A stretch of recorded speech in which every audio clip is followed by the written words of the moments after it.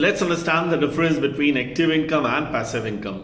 आज के समय में आपने बहुत बार लोगों को कहते सुना होगा एक्टिव इनकम, पैसिव इनकम। तो एक्चुअली इन दोनों में डिफरेंस है क्या, ये वही क्विकली समझते हैं हम। अगर आप एक बिजनेस कर रहे हैं, आपके पास एक शॉप है, आपका कोई कारोबार है, कोई गैराज है या कोई इंडस्ट्री आप रन कर रहे हैं, तो आपको वहां रोज जाना पड़ता है, राइट। अगर आप अपनी शॉप नहीं खोलेंगे तो कस्टमर्स नहीं आएंगे, सामान नहीं बिकेगा, अगर सामान नहीं बिकेगा तो इनकम नहीं होगी।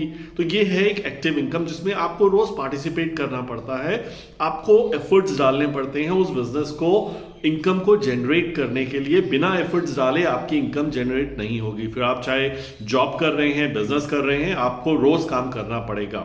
इसके विपरीत अगर आपके पास 4 फ्लैट्स हैं जिनको आपने 20-20 हजार रुपए महीने किराए पर उठा दिया, तो अब आपको 80,000 रुपीज पर मंथ की इनकम आनी स्टार्ट हो गई। अब आप चाहे गोवा में बैठिए, कानपुर बैठिए, दिल्ली में रहिए या कुछ ना कीजिए, तो आपको ये 80,000 रुपीज पर मंथ की इनकम आती रहेगी। This is referred as your passive income, right.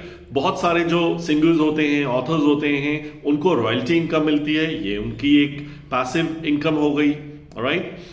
आपने शेयर्स खरीदे, शेयर्स में के जो रेट थे वो 1 साल के अंदर 2 गुना हो गए, वो आपकी पैसिव इनकम हो गई, राइट। तो इस तरीके की इनकम जिसमें आपको एक्टिव पार्टिसिपेशन नहीं करना पड़ता बट फिर भी आपकी इनकम बनी रहती है, होती रहती है, चलती रहती है, we refer that as your passive income. आशा करता हूं आपको दोनों वर्ड्स का डिफरेंस अच्छे से समझ आ गया होगा। Thank you very much for watching and follow for more.